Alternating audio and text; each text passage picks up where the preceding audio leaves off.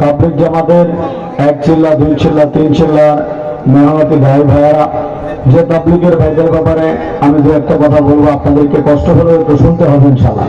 আপনারা জানেন তাবলীগ জামাতের আমাদের বিশ্ব ইজতেমা এই মাসের 31শে জানুয়ারি টঙ্গীর ময়দানে হবে। খবরটা তো পাইছেন আপনারা নাকি? বাজান, একটা বিষয় একটু পরিষ্কার করি, তাবলীগের এইবারের ইজতেমা হবে 2 পর্বে। কয় পর্বে? জোরে বলেন, কয় পর্বে? 2 পর্বে। আমি আবার বলতেছি, তাবলীগের এইবারের ইজতেমা হবে 2 পর্বে। এবং এটা মনে রাখবেন, এটা কিন্তু 2 পর্বে, 2 গ্রুপে না। 2 গ্রুপ বলতে আমরা এতদিন যেটাকে বুঝতাম, আমাদের হকপন্থী উলামায়ে কেরামের তাবলীগ এক ভাগে হতো, এরপর হতো সাতপন্থীদেরটা। কিন্তু আমরা ইতিমধ্যে জেনে ফেলেছি সাতপন্থী আর কোনো পন্থী না, এটা ডাইরেক্ট ক্যাডারপন্থী, এরা সন্ত্রাসী পন্থী। যে কারণে এরা, আপনারা জানেন, গত 18 ডিসেম্বরে টঙ্গীর ময়দানে সাতপন্থী ক্যাডাররা আমার তাবলীগের নিরীহ আমির সাহেবদের গায়ে রক্ত ঝরিয়েছে। আমাদের কথা সাফ, আমাদের কথা পরিষ্কার, এখন থেকে টঙ্গীর ময়দানে সাতপন্থী কোনো ক্যাডারের কোনো ইজতেমা হবে না। এখন থেকে টঙ্গীর ময়দানে কোনো সাতপন্থী ক্যাডারদেরকে আমরা ঢুকতে দেবো না ইনশাআল্লাহ। এবার টঙ্গীর ময়দান গোটা যুব সমাজ পাহারা বসাবে। সাতপন্থী কোনো ক্যাডার যদি চক্রান্ত করার চেষ্টা করে, এদেরকে সাহায্য করবো ইনশাআল্লাহ।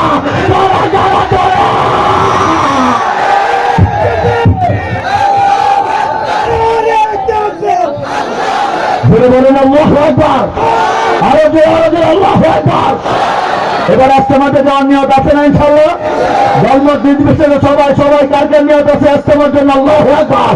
আল্লাহ তুমি সকলকে কবুল করো, সকলে বলেন আমিন। হক্কানি পীর মাশায়েখের মুরিদবৃন্দ, আশিকিন, জাকিরিন, শাকিরিন বৃন্দ, আপনারাও একটু থাকবেন। আজকে লেটের গান্ধার পাগল বাড়ির ব্যাপারে আমি এই ময়দান থেকে ডাইরেক্ট একটা ঘোষণা দেবো ইনশাআল্লাহ। আপনারা কি আমার সাথে একমত থাকবেন তো ইনশাআল্লাহ? আল্লাহ আমাদের পূজার তৌফিক দান করেন, সকলে বলেন আমিন। কচিকাচার দল, পর্দার আড়ালে শ্রবণরত দিনদার পরেশগার মা বোনেরা, সর্বপ্রথম আমরা শুকরিয়া আদায় করব সেই মহান আল্লাহ রাব্বুল আলামিনের, যে মালিক আমাদের দয়া করে, মায়া করে 800 কোটি মানুষের ভিতর থেকে 200 কোটি জান্নাতি মুসলমানদের অন্তর্ভুক্ত করে আজকে গুণামুক্ত একটা পরিবেশে বিশাল এক মুসলমানের ময়দানে যে মালিক আমাদের বসিয়েছেন, সেই মালিকের দরবারে শুকরিয়া আদায় করার জন্য প্রত্যেকটা ব্যক্তি দিল থেকে বলি আলহামদুলিল্লাহ। এর সাথে শতকোটি দরুদ ও সালাম পেশ করছি আপনার আমার প্রত্যেকটা মুসলমানের কলিজার টুকরা, হৃদয়ের স্পন্দন আখিরি জামানার পয়গম্বর হযরত মুহাম্মদ সাল্লাল্লাহু আলাইহি ওয়াসাল্লামের উপর। পাশাপাশি বিশাল ময়দানে আমরা বয়ান করব। আমি যেহেতু একজন দাওয়াতের কর্মী, আমার অমুসলিম ভাইদেরকে ভুলে গেলে এটা আমি মনে করি আমার দায়িত্বের প্রতি অবহেলা হবে। এই জন্য অন্যান্য ওলামায়ে কেরাম গুরুত্বপূর্ণ কথা বলবেন। আমি আমার আশপাশের দিক দিয়ে, পাশে শঙ্করপুর, পাশে দুর্গাপুর, জারিয়া সহ আশপাশে কিছু এলাকার মধ্যে আমার পূর্ব সম্প্রদায়ের কিছু দাদারা, দিদিরা, বৌদিরা, মাসিমা, ঠাকুরমা, যারা দূর থেকে আমার বয়ান শোনে, আমরা এই ময়দান থেকে অমুসলিম ভাইদেরকেও কালেমার দাওয়াত দিচ্ছি। আপনারা কি বলেন? কোনো সমস্যা নাই তো নাকি? ওরা যদি আমার মতো আছে বলে নমারির মতো কালেমা করে মুসলমান হয়ে যায়, আপনারা কি খুশি না বেজার? আমি সকলের বোঝার সুবিধার জন্যই আপনাদের সকলের ক্ষেত্রে হিন্দু মুসলমান সকলেই যেন বুঝতে পারে, কোরআনে কারীমের সূরা আলে ইমরানের 19 নম্বর আয়াত তেলাওয়াত করেছি, যেখানে আল্লাহ রাব্বুল আলামিন ইরশাদ করেছেন, ইন্নাদ-দীনা ইনদাল্লাহিল ইসলাম, নিশ্চয় আল্লাহর নিকট একমাত্র মনোনীত ধর্মের নাম হলো ইসলাম। এর দ্বারা বোঝা যায় ইসলাম ছাড়া অন্য কোনো ধর্ম, অন্য কোনো তন্ত্র, অন্য কোনো মন্ত্র, অন্য কোনো গ্রন্থ আমার আল্লাহর নিকট তসবিহকালে গ্রহণযোগ্য নয়। গোটা পৃথিবীর দিকে আপনি তাকায় দেখেন, গোটা পৃথিবীতে কিন্তু হাজার হাজার ধর্ম আছে। অসংখ্য মানুষ বিভিন্ন ধর্মীয় মতবাদে বিশ্বাস করে, বিভিন্ন মানুষ বিভিন্ন ধর্ম মন গড়াভাবে পালন করে। আল্লাহ রাব্বুল আলামিন তাদেরকে স্বাধীনতা দিয়েছেন, সবাই তার নিজ নিজ ধর্ম পালন করতে পারবে, কিন্তু মালিক গ্রহণ করবে একটাই ধর্ম, আর সেই ধর্মের নাম হলো ইসলাম। আল্লাহু আকবার। এখন গোটা পৃথিবীর মধ্যে যেখানে একটা মাত্র ধর্ম ইসলাম গ্রহণযোগ্য, এই জায়গায় গোটা পৃথিবীর কাফের মুশরিকরা আল কুফরু মিল্লাতুন ওয়াহিদা, কাফেররা সব এক জাতি, এই একটা স্লোগানকে সাথে নিয়ে গোটা পৃথিবীর কাফের মুশরিক আজকে একত্রিত হয়েছে আর মুসলমানদেরকে আলাদা করে দিয়েছে। কথা বলেন ঠিক কিনা? গোটা পৃথিবী থেকে আপনি তাকান, আমার ফিলিস্তিনে আক্রমণ হচ্ছে, আক্রমণ করছে কাফের মুশরিকরা। আপনি যদি গোটা পৃথিবীর দিকে তাকান, সিরিয়া সহ, আফগানিস্তানের আক্রমণ সহ, আমাদের কাশ্মীরের আক্রমণ সহ, মায়ানমার সহ গোটা পৃথিবীর মধ্যে আপনি লক্ষ্য করবেন, যেখানে মুসলমান নির্যাতিত হচ্ছে, হিন্দু, বৌদ্ধ, খ্রিস্টান একত্রিত হয়ে সেই জায়গায় মুসলমানদেরকে অত্যাচার করছে, নির্যাতন করতেছে, কথা বলে ঠিক কিনা? এবং ভালো করে লক্ষ্য করে দেখবেন, আমরা এমন নির্যাতিত হয়েছি, মার খাচ্ছি আমরা, মারতেছে আমাদেরকে ইহুদিরা, মারতেছে খ্রিস্টানরা, মারতেছে নরেন্দ্র মোদীরা, মারতেছে মায়ানমারের বৌদ্ধরা, কিন্তু সন্ত্রাসী আর জঙ্গি এই দুইটা শব্দও কিন্তু আমাদেরকে বলতেছে। দেখেন কাশ্মীরে মুসলমানদের নির্যাতন করছে নরেন্দ্র মোদী দ্বারা। আমাদের যে বুবু বন্যামাই নরেন্দ্র মোদী কিন্তু আমাদের তোলা হয়ে গেছে। আপনারা জানেন না কথাটা? আমাদের দেশের যে বুবুটা হেলিকপ্টারতে বাগানে নিয়ে দেওয়া করছে, সেই সময় এখন নরেন্দ্র মোদী আমাদের বন্যামাই। কি কথা ঠিক আছে না? সামনে কিন্তু সময় একটা আসতেছে ইনশাল্লাহ, বন্যামাইয়ের নিজ হাতে জবাই করবো ইনশাল্লাহ। আল্লাহ তুমি তৌফিক দাও, সকলে বলেন আমিন। আমাদেরা কাশ্মীরে মুসলমানদের অত্যাচার করতেছে হিন্দুরা, কিন্তু উল্টা জঙ্গি বলতেছে কাদেরকে? আমাদেরকে। আপনি মায়ানমারের দিকে তাকান, রোহিঙ্গা মুসলমানদের অত্যাচার করেছে বৌদ্ধরা, কিন্তু সন্ত্রাসী জঙ্গি বলেছে কাদেরকে? মুসলমানদেরকে। আফগানিস্তানের মধ্যে আক্রমণ করেছে ইহুদিরা, খ্রিস্টানরা। সিরিয়া এর মধ্যে আপনার ফিলিস্তিনের মধ্যে আক্রমণ করে ইহুদি খ্রিস্টানরা, কিন্তু সন্ত্রাসী বলে জঙ্গি বলে উল্টা আমাদেরকে। আপনি আমার ভারতবর্ষের দিকে তাকাইলেও পাবেন, বাংলাদেশের মধ্যে নতুন কেলে খেলা শুরু হয়ে গিয়েছে। বাংলাদেশে একটা সংগঠন হয়েছে, যে সংগঠনের নাম হলো হিন্দু বৌদ্ধ খ্রিস্টান ঐক্য পরিষদ। নামটা কি শুনছেন না আপনারা? শিক্ষিত ভাই জ্ঞানী মানুষ যারা আছেন একটু কথা বলতে হবে।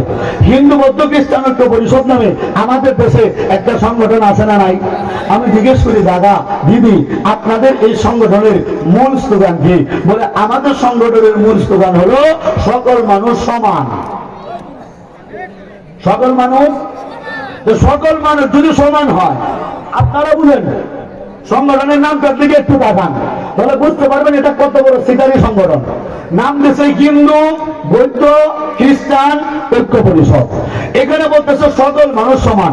তো বাংলাদেশের মধ্যে 100% মানুষের মধ্যে আমরা জানি 92% মানুষ হলো মুসলমান।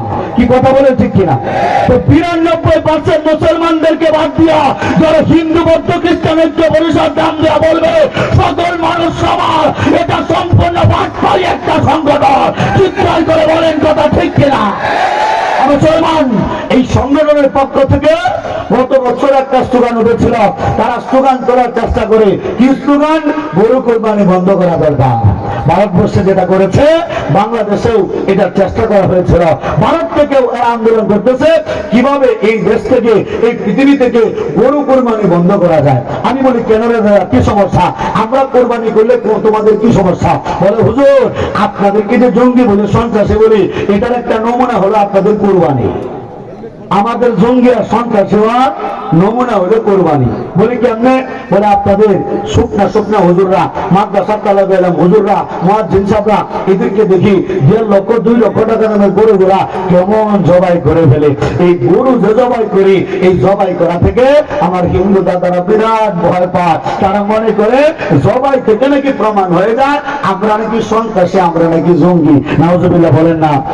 এখন আপনাদেরকে বাবা এই কথাগুলো যদি এমনিতে বলি, এটা তাদের কর্ণকুহরে পৌঁছাবে না। এই জন্য কিছু তথ্য নিয়ে আলোচনা করা আমাদের জরুরি। বাবা, আমরা শুধু জীব হত্যা করি, হিন্দুরা কি জীব হত্যা করে না? মুরব্বী এলাকা যারা আছেন, হিন্দুরা কি জীব হত্যা করে না?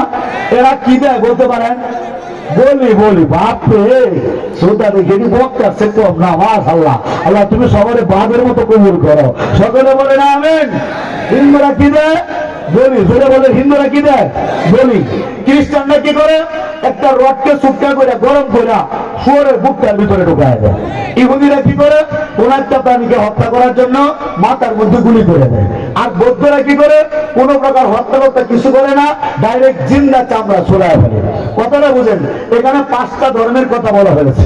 5টা ধর্মের মধ্যে আমরা আজকে দেখব কোন ধর্মের বিধানটা স্বাস্থ্যকর, কোন ধর্মের বিধানটা আরামদায়ক, কোন ধর্মের বিধানটা বিজ্ঞান সমর্থন করে, এবং কোন ধর্মের বিধান দ্বারা মাতৃক শান্তি পায়। যে ধর্মের বিধান দ্বারা মাতৃক শান্তি পায়, বিজ্ঞান সাপোর্ট করে, আমরা আজকে প্রমাণ দিব সেই ধর্ম সত্য, বাকি ধর্ম মিথ্যা। কথা বলেন ঠিক কিনা? মুসলমান বাবাজিরা, আমাদের কোরবানির বিষয়টা করে রাখি। আগে বলির ব্যাপারে আসি। বলি দেওয়ার সিস্টেমটা আপনারা সবাই জানেন তো নাকি? বলে দেওয়ার সিস্টেমটা জানেন না? প্রথমে করে কি একটা কাঠ গড়া নেয়, এই কাঠ গড়ার ভিতর দিয়ে মাথাটা ঢুকায় দেয়, এরপরে যে বড় একটা রামদা নেয় বলছে জানে সিস্টেম কি থাকে, একটা কূপ দিয়া মাথাটা কেটে ফেলতে হয়। মনে মনে বলতে পারেন হুজুর আপনি কেমনে জানেন? বাতান আমি হিন্দুর বাচ্চা, জীবন ভর বলে দিছি, এবং আমার সাথে আমাদের এলাকার মন্দিরের সেক্রেটারি সাহেব আছে যিনি জীবনে 200 রূপে বলে দিছে। তাই কই একটু দাঁড়ান না, সকলে দেখো আল্লাহু আকবার, নারায়ে তাকবীর। ওনার নাম ছিল পানা বাবু, বর্তমান নাম ইলিয়াস বিল্লাহ নোমানী। আপনারা কুশিরা বেজার ভাই বসেন ভাই না। আমরা জীবনে যে আমরা দুই ভাই, আমরা জীবনে অনেকদিন পাঠা বলে দিছি। পাঠা বলির সিস্টেম কি, একটা কূপ দিয়া বডি থেকে মস্তিষ্ক থেকে, তার বডি থেকে মস্তিষ্কটা একবারে ডিসকানেক্ট করা হয়, বিচ্ছিন্ন করে দেওয়া হয়। ভালো করে খেয়াল করেন, সায়েন্স বলতেছে, বিজ্ঞান বলতেছে, যখন কোন প্রাণীকে হত্যা করার জন্য একটা কূপ দিয়া তার বডি থেকে মস্তিষ্কের কানেকশনটা ডিসকানেক্ট করা হয়, সমস্ত শরীরের ভিতর থেকে রক্তটা সমস্ত শিরার ভিতর দিয়ে একবার প্রবাহিত হয়, ফিনকি দিয়ে রক্ত বের হয়ে ভিতরে গুস্তরা শিথিল হয়ে যায়, ঠান্ডা হয়ে যায়, এটার মধ্যে জীবন আক্রমণ করে প্রাণীটা অত্যন্ত কষ্ট পায়। দেখবেন পাঠা বলির পরে পাটার মাথার দিক দিয়ে লাফায় আর বডিটা আরেক দিক দিয়ে লাফায়, মনে করে দেখছেন না তো? এবং প্রাণীটা অত্যন্ত কষ্ট পেয়ে মারা যায়, এটার মধ্যে জীবন আক্রমণ করে, গুস্তরও স্বাদ লাগে না। বলতে পারেন হুজুর কেমনে জানেন? ওই যে জীবন বরবাদান পাটে বলি দিয়া পাটার গুস্তু গেছি, বিশ্বাস করেন মজা লাগে না, বন্ধ করে। গরুর গুস্তু খাওয়ার পরে মুসলমান হওয়ার পরে বুঝছি রে বাবা এমন স্বাদের জিনিস আমি 22টা বছর মিস করছি। কথা বলেন ঠিক কিনা?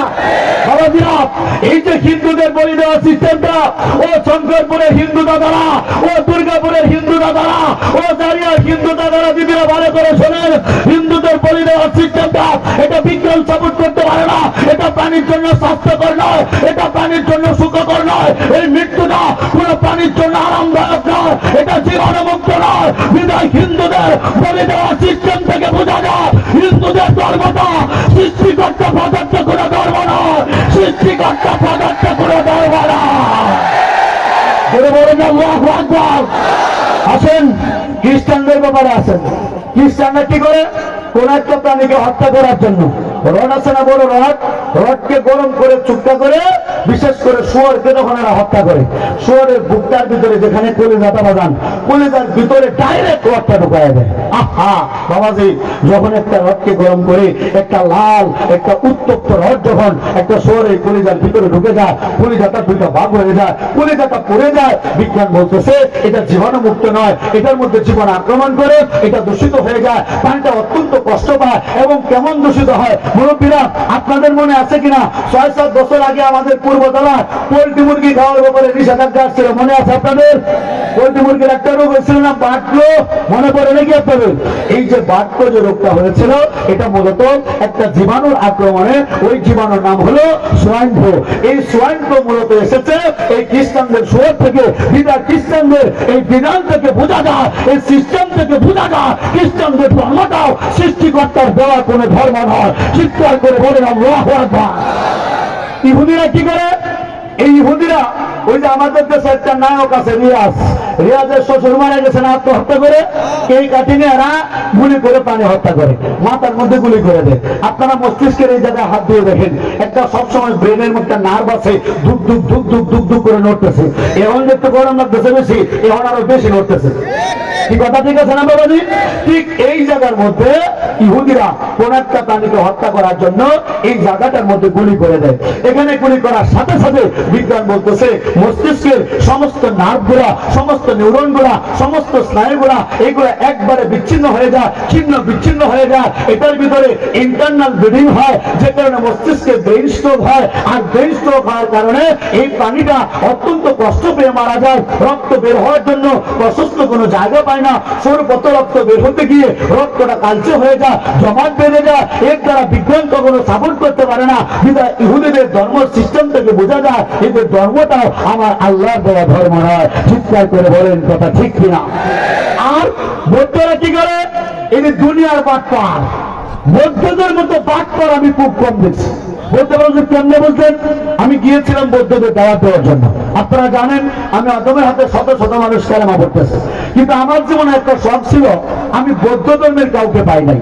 এই জন্য গিয়েছিলাম চট্টগ্রামের কক্সবাজার রামু এলাকা, রাম মন্দিরে সরাসরি ভিতরে ঢুকে বৌদ্ধদের গুরুজিদেরকে আমি দাওয়াত দিয়েছি।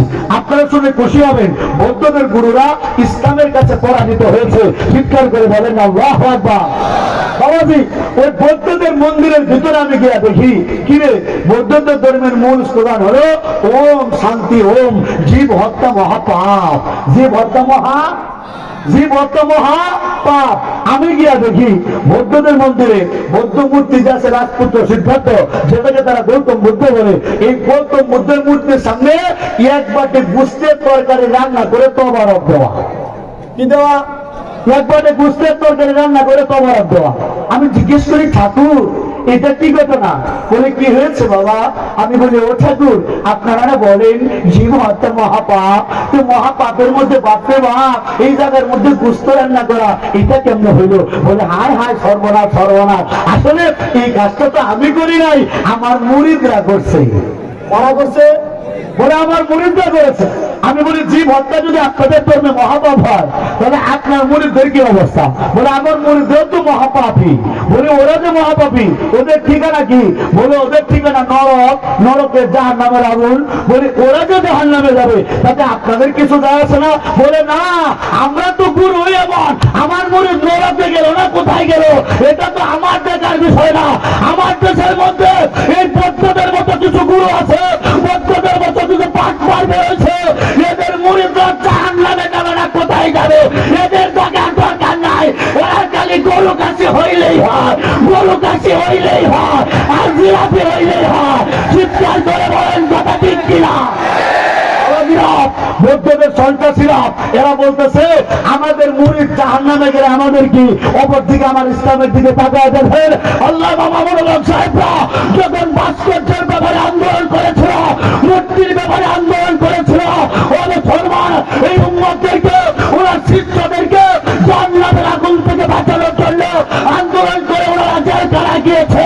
আমাদের ওলামায়ে কেরামরা, আমাদের সাহেবরা এরা উম্মতের জন্য জেলখানায় যাইতে পর্যন্ত তৈরি। এর নাম হলো ইসলাম, এর নাম হলো ইসলাম।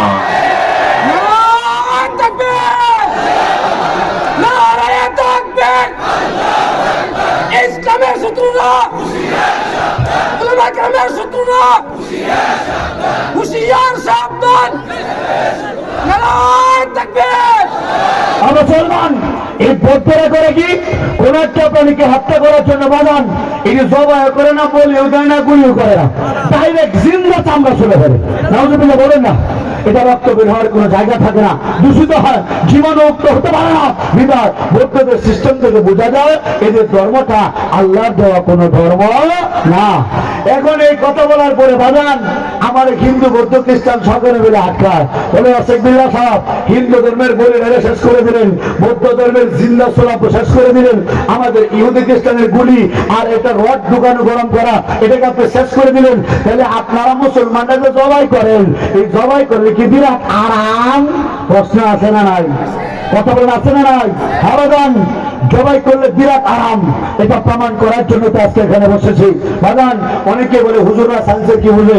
আলহামদুলিল্লাহ আমি আনন্দমোহন থেকে সায়েন্স থেকে মাস্টার্স করেছি, আমি এগুলো নিয়ে গবেষণা করেছি, আমি ইসলাম নিয়ে অন্যান্য ধর্ম নিয়ে আমি বিজ্ঞান নিয়ে গবেষণা করে দেখেছি, ইসলাম ছাড়া আর মুক্তির কোনো পথ নাই। চিৎকার করে বলেন আল্লাহু আকবার। মুসলমান আমাদের জবাই করার সিস্টেমটা ভালো করে খেয়াল করেন। আমরা জবাই করার সিস্টেমটা কি? 1.5 লক্ষ 2 লক্ষ টাকা দামের যত বড় গরুই হোক আমরা প্রথমে হাত পা ধরে শুয়ে দিই, কথা ঠিক আছে না? আচ্ছা আপনারা যারা এখানে আছেন নিজ হাতে কোরবানি দিচ্ছেন কে কে? তো হাত তোলেন তো দেখি। ওরে বাপ, সব দেখি বাঘ এলাকা। আল্লাহু আকবার। তো সাহসী মানুষ তুমিও দিচ্ছো, মাশাআল্লাহ, সাহসী মানুষে ভরপুর। আল্লাহ তুমি কবুল করেন, বলে আমিন। আগামী বছর আমাদের সকলকে কোরবানি করা তৌফিক দেন, বলে আমিন। বাবাজি কোরবানি করার সিস্টেম নাকি প্রথম একটা গরুকে বা ছাগলকে আমরা হাত পা ধরে শোয়া দিই, শোয়ানোর পরে সিস্টেম কি থাকে, যত দামি গরু হয় চামড়া কিন্তু তত লুজ থাকে, মুরব্বী কথা ঠিক আছে না, তত বলি থাকে। আমরা এই চামড়াটার মধ্যে টান দিয়া ধরি, এরপরে আমরা হাতে একটা ছুরি নেই। আমাদের গরু কোরবানির 1 নম্বর শর্ত হলো যে ছুরিটা দিয়ে আমরা কোরবানি করব, ছুরিটা অবশ্যই ধারালো হইতে হবে। কি হইতে হবে? ধারালো। অনুরোধ থাকবে যে বুতা ছুরি দিয়ে কখনো জবাই করবেন, এটা আপনাদের কাছে অনুরোধ থাকবে।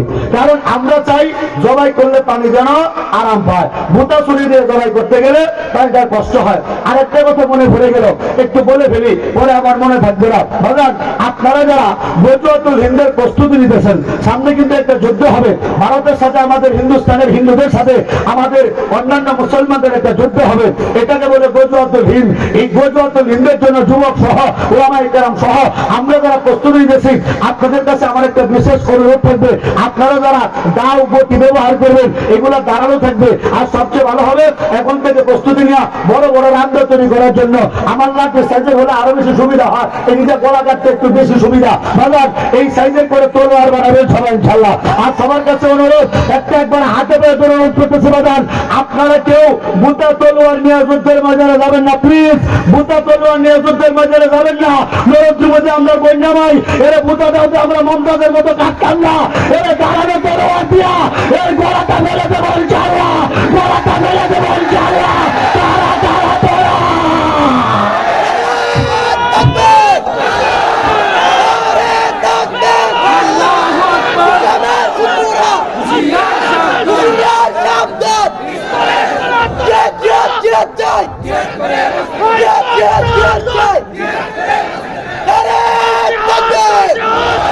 আল্লাহু আকবার। ভয় পাচ্ছেন না তো নাকি? ভালো, আমার কথা সাবধান, আমার কথা পরিষ্কার।